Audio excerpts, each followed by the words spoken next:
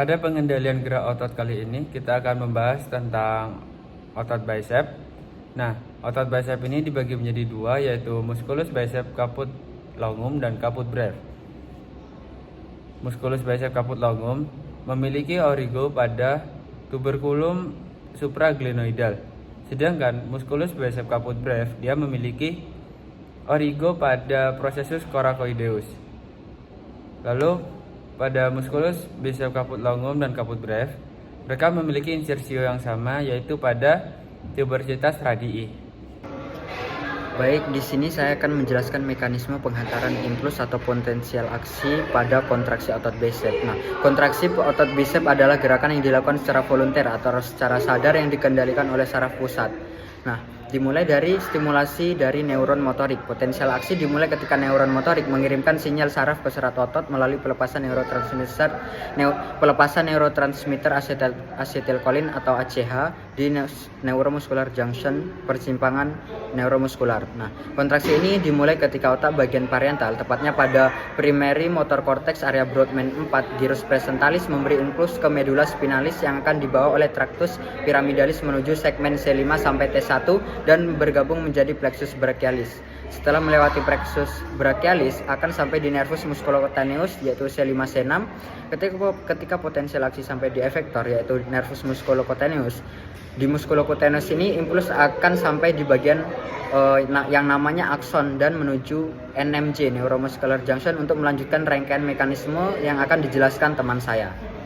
Na lebih banyak masuk daripada kalium yang keluar, sehingga sel otot menjadi lebih positif dan terjadi depolarisasi. Setelah melampaui threshold, maka terjadi potensial aksi, di mana potensial aksi merambat pada serat otot. Pada satu sel otot ini nantinya akan ada satu neuron muscular junction. Karena ada perambatan tersebut, maka permukaan-permukaan ini terjadi potensial aksi tersebut dengan penyebaran di sarkolema. Kemudian potensial aksi masuk ke T-tubul. Potensial aksi akan merambat ke T-tubul T atau biasa disebut T-tubul. Kemudian ditangkap oleh reseptor yang bernama dehydrobiliverdin yang disampaikan ke retikulum sarkoplasma. Retikulum sarkoplasma berperan untuk mengatur konsentrasi kalsium dalam sitoplasma sel otot. Retikulum sarkoplasma mengeluarkan ion kalsium yang membuat perubahan pada protein kontraktif otot. Rangkaian proses baru ini terjadi ketika potensial aksi telah sampai di neuromuscular junction. Potensial aksi pada ujung akson yang menyebabkan kanal kalsium yang bersifat voltage gated terbuka sehingga kalsium akan masuk memenuhi gradien konsentrasi yang akan membuat kantung neurotransmitter pecah. Sehingga ujung akson akan mengeluarkan neurotransmitter berupa asetilkolin. Asetilkolin akan menempel pada neurotransmitter reseptor yang bersifat ligand gated. Lalu kanal akan terbuka, maka kalium maupun natrium akan berpindah yang menyebabkan intrasel menjadi lebih positif atau terjadi depolarisasi. Ketika ada rangsangan masuk akan dikeluarkan banyak kalsium ke sitosol otot. Karena kebanyakan kalsium akan merangsang troponin untuk menggeser tropomyosin. Sehingga kepala myosin ini akan menempel dan berikatan dengan aktin.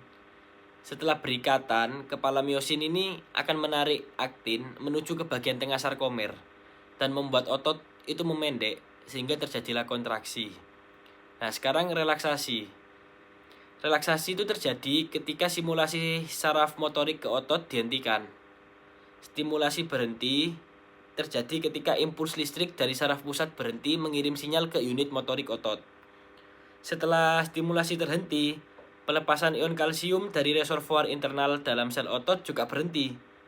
Kalsium yang dilepaskan mempengaruhi kompleks protein, troponin, tropomyosin yang mengatur akses aktin dan myosin dalam otot. Setelah kalsium itu turun, myosin dan aktin tidak lagi saling berinteraksi dengan kuat.